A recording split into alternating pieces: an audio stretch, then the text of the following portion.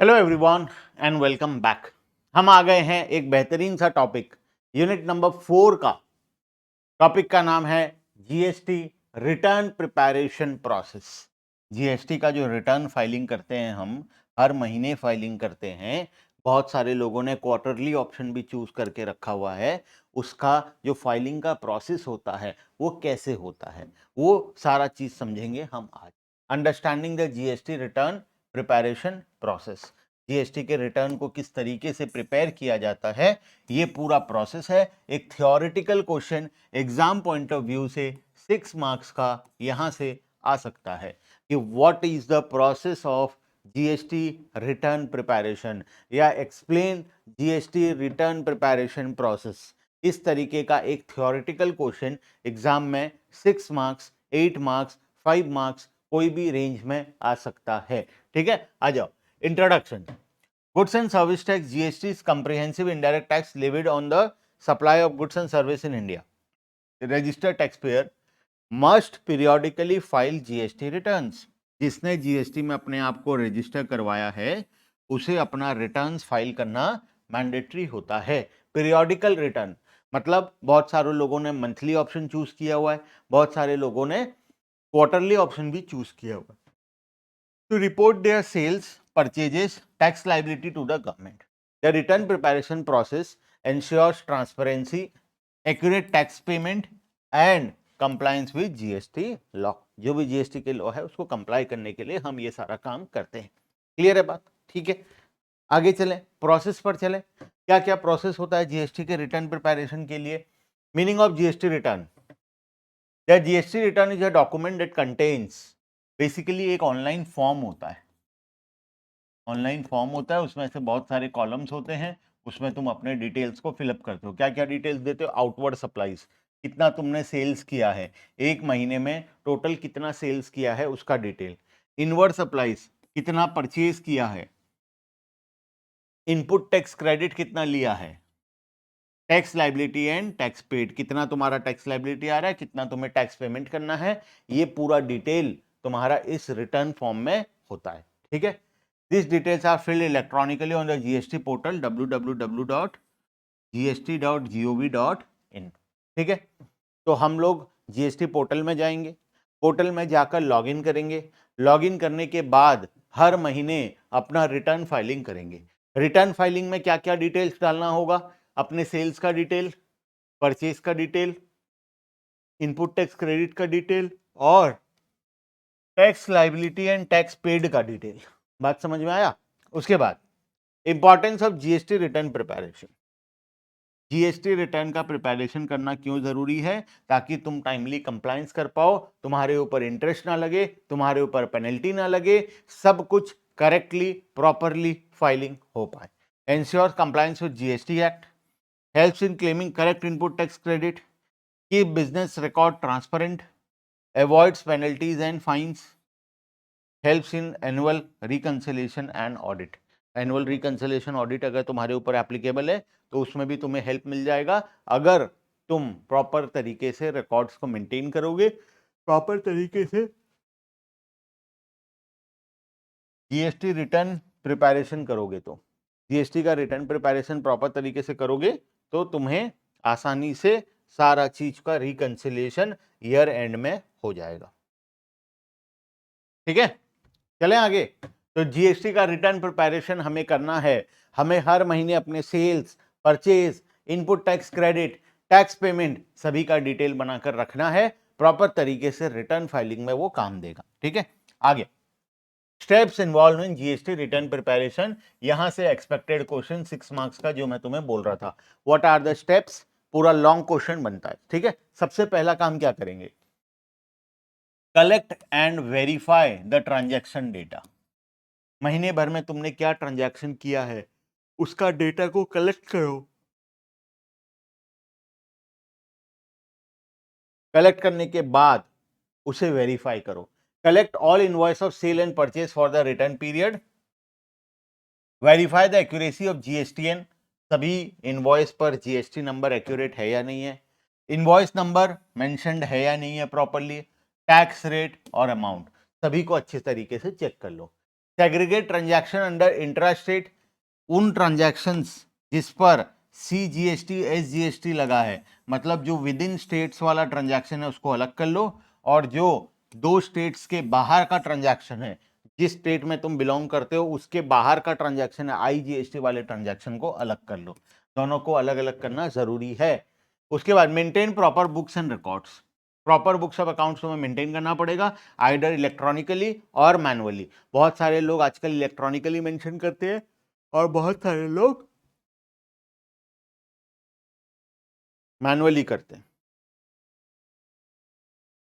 तो तुम इलेक्ट्रॉनिकली भी कर सकते हो और मैनुअली भी कर सकते हो। Maintain proper books and records, ठीक है। क्या क्या क्या मेंटेन करना पड़ेगा? Sales register, ensure maintenance of sales register. Purchase register मतलब महीने भर में जितना तुम सामान बेचोगे उसका प्रॉपर रजिस्टर बनाकर रखना पड़ेगा। सेकंड है परचेज रजिस्टर, जितना तुम सामान खरीदोगे उसका रजिस्टर बनाना पड़ेगा। Debit and credit note, debit credit note के बारे में ऑलरेडी मैं तुम्हें पढ़ा चुका हूं।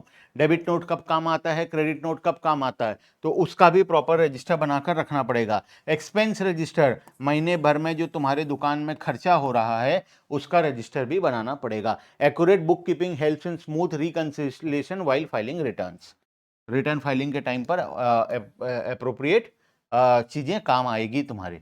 Next, reconciliation of input tax credit, one of the most important step, जहां पर आज के दिन में सबसे ज्यादा डिस्प्यूट होता है, सबसे ज्यादा डिफरेंसेस फाइंड आउट होता है और सबसे ज्यादा नोटिस GST डिपार्टमेंट वाले इसी पॉइंट के ऊपर में दे देते हैं। क्या है ये इनपुट टैक्स क्रेडिट का reconciliation? Match ITC claimed in books with details available in GSTR two B auto generated statement. क्या होता है तुम्हें बता रहा हूं। तुम A से सामान खरीदे, B से खरीदे, C से खरीदे, D से खरीदे, E से खरीदे, F से खरीदे, ठीक है। 6 लोगों से तुम सामान खरीदे, ठीक है। 1 लाख प्लस 18,000, 1,18,000, 50,000 प्लस 9,000, 59,000। 9,000 किस चीज का सर? GST का 18% GST, ठीक है। 10,000 plus 1,800, 18% GST 11,800। 2 lakh plus 36,000, 2,36,000। 5 lakh plus 90,000, 5,90,000। और ये 3 लाख प्लस 27,000, 27 ही तो होगा ना, 18, नहीं 27 कहाँ से होगा, 54,000 होगा। 54,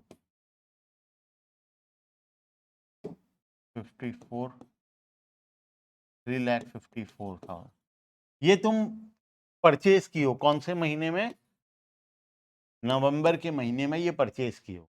तुमने एक रजिस्टर बना लिया जिसमें लिख दिया A से, B से, C, D, E, F। उसके बाद इससे कितना का खरीदे, कितना का खरीदे, सभी का ITC और सभी का टोटल। इनपुट टैक्स क्रेडिट कितना होगा तुम्हारा? 18,000 प्लस 9,000, 27,000। 27,000 और 36,000 कितना?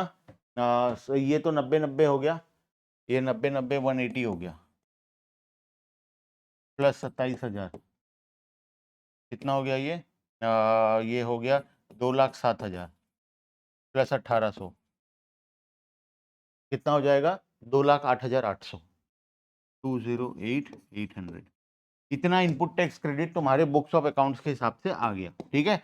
तुमने 6 लोगों से सामान खरीदा था, इन सभी के अकॉर्डिंग 2,08,800 तुम्हारे अकॉर्डिंग ये इनपुट टैक्स क्रेडिट हो रहा है।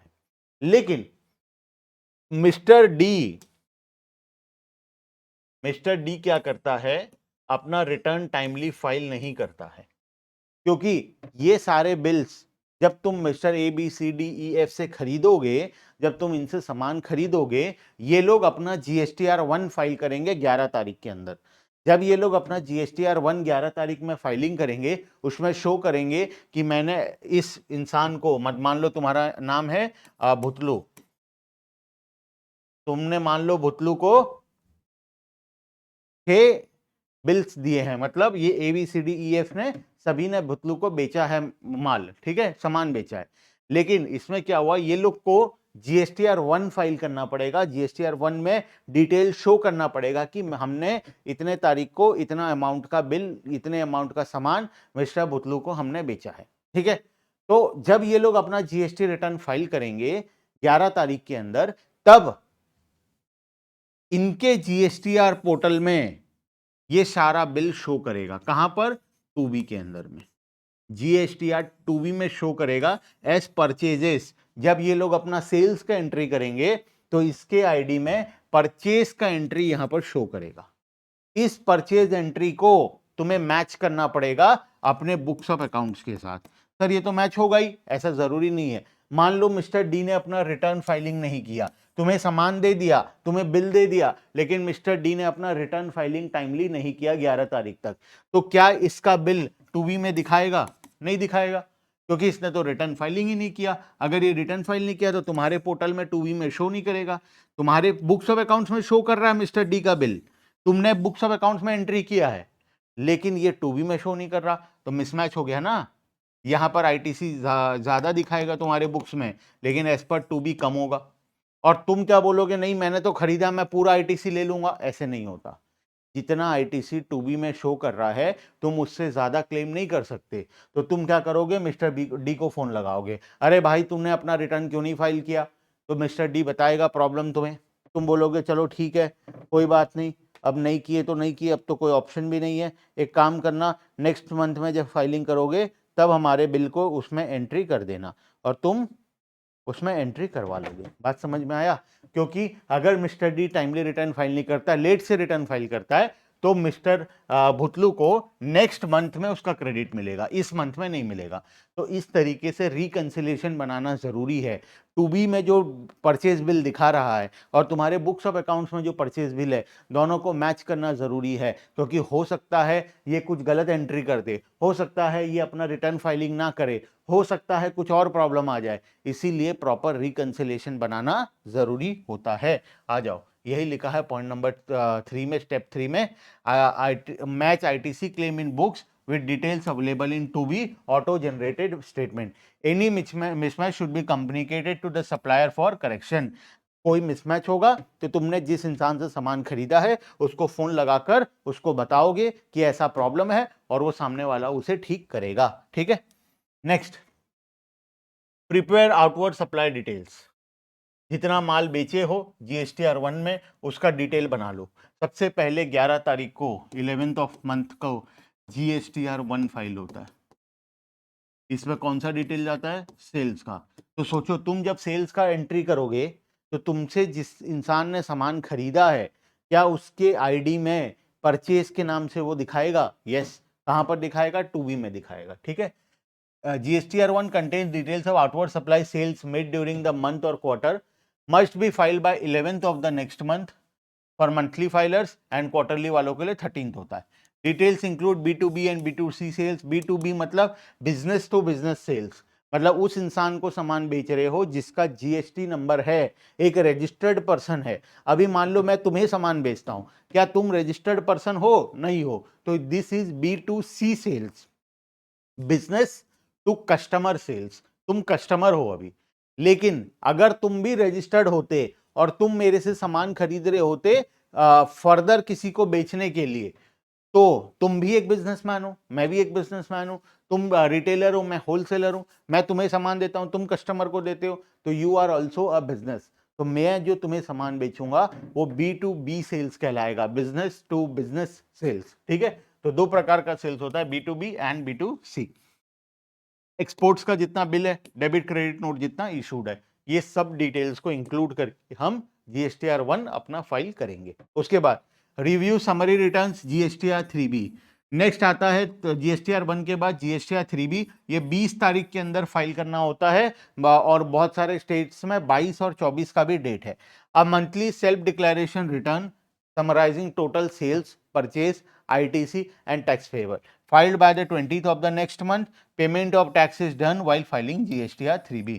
टैक्स जो भी पेबल आएगा वो 3B के साथ में तुम्हें पेमेंट करना पड़ेगा। जीएसटीआर 1 में टैक्स पेमेंट का कोई ऑप्शन नहीं है। जीएसटीआर 1 में बस तुम अपना सेल्स का एंट्री करते हो। एक डेटा तुम एंट्री करते हो, वो डेटा फिर ऑटोमेटिकली 3B में आ जाता है, वहां पर तुम परचेज चेक करते हो और नेट फिगर में जो भी टैक्स पेमेंट आता है वो वहां पर टैक्स पेमेंट करके तुम जीएसटीआर 3B फाइल करोगे 20 तारीख से पहले। ठीक है, उसके बाद फाइल एनुअल रिटर्न, हर महीने जीएसटीआर 1 और 3B तो फाइल करोगे। ठीक है, 12 महीने में 12 बार फाइलिंग होगा। फिर लास्ट में एक एनुअल रिटर्न फाइल होता है जिसको बोलते हैं जीएसटीआर 9। जीएसटीआर 9 को फाइल करना जरूरी होता है with a limitation of certain turnover. It is a compilation of all returns filed during the year. साल भर में 12 रिटर्न फाइल किए, उसका एक समरी है ये, क्योंकि गवर्नमेंट तुम्हें जब चेक करेगा, क्या तुम्हारा 12 ठो रिटर्न अलग अलग चेक करेगा, 12 बार जीएसटीआर 1, 12 बार जीएसटीआर 3B क्या अलग अलग चेक करता रहेगा। वो बोलता है एक समरी रिटर्न फाइल कर दो जीएसटीआर 9, उस 9 को हम चेक कर लेंगे, बस साल भर का हो गया। filed by the 31st December of the next financial year includes consolidated figure of sales, purchase, ITC and tax paid. Cross verification and correction, last step है हमारा cross verification and correction. Data जो तुम file किए हो उसको properly verify करो और उसको फिर से करेक्ट करो अगर कोई गलती है तो। Cross check data before final submission, rectify any error before due date, amendments can be made in subsequent return if discovered later. अगर तुम्हें बाद में गलती पता चला कि मैंने नवंबर महीना में कुछ गलत रिटर्न फाइल कर दिया है, तो तुम नवंबर महीने के रिटर्न को चेंज नहीं कर सकते, तुम उसका नेट इफेक्ट नवंबर के बाद दिसंबर के रिटर्न में डाल सकते। ठीक है, tools and utilities used, return filing के लिए क्या क्या टूल्स एंड यूटिलिटीज यूज होता है। बहुत सारा टूल्स आता है आजकल तो मार्केट में, प्राइवेट सॉफ्टवेयर बहुत सारे आ गए हैं, प्राइवेट कंपनीज बहुत सारे आ गए हैं। Tools, offline tools, GST offline tool use for data entry and validation before online upload, GST portal data dashboard for return filing, payment of taxes and tracking return status, accounting software Tally, Busy, उसके बाद ऐसे बहुत सारे हैं, गो frugal है, और भी ऐसे वो जो व्यापार ऐप आता है, ऐसे बहुत सारे ऐप के थ्रू भी रिटर्न फाइलिंग हो जाता है। Automates invoice entry and return data preparation. Clear है, चले आगे आ जाओ। एक समरी जो हम ऑलरेडी पढ़ चुके हैं, जीएसटी रिटर्न के फॉर्म्स, कौन कौन सा फॉर्म होता है और किस किस हिसाब से ये फाइलिंग होता है। ठीक है, आओ देखते हैं।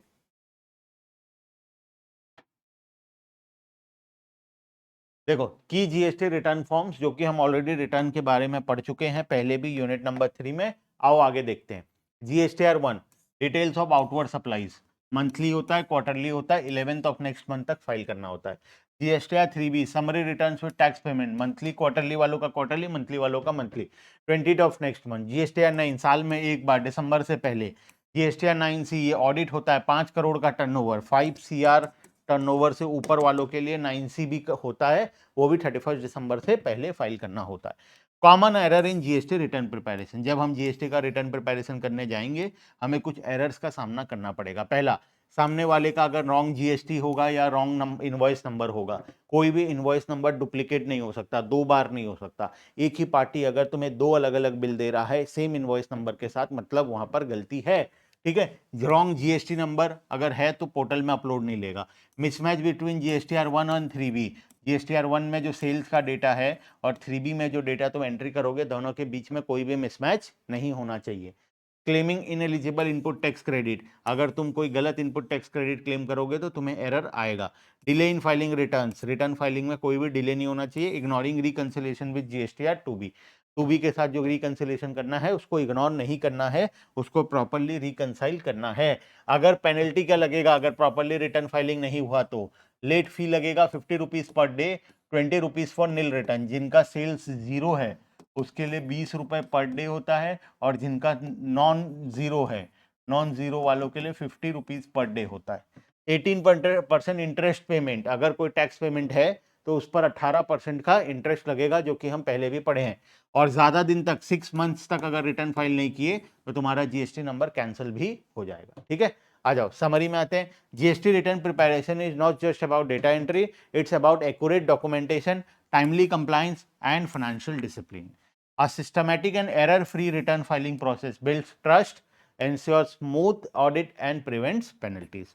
प्रॉपरली अगर तुम रिटर्न फाइलिंग करोगे, प्रॉपरली डेटा को मेंटेन करोगे, सारा रिकंसिलेशन बनाओगे, एवरी मंथ टू मंथ तुम चेक करते हुए चलोगे, तो तुम्हें कभी भी कोई नोटिस नहीं आएगा, कभी भी तुम्हें कोई पेनल्टी या इंटरेस्ट पेमेंट का नौबत नहीं आएगा। आराम से प्रॉपर तरीके से तुम्हारा कंप्लायंस होगा और अच्छे तरीके से सब कुछ चलेगा। लेकिन अगर इन्हीं सब चीज़ों में तुम अगर इग्नोर करोगे, टाइमली नहीं करोगे, लेट करोगे, अननेसेसरी डिले करोगे, तो तुम्हें फाइन्स एंड पेनल्टीज भरना पड़ेगा। ठीक है, क्लियर है बात? तो ये है हमारा प्रोसेस पूरा रिटर्न फाइलिंग का। ठीक है, चलो बाकी का डिस्कशन नेक्स्ट क्लास में।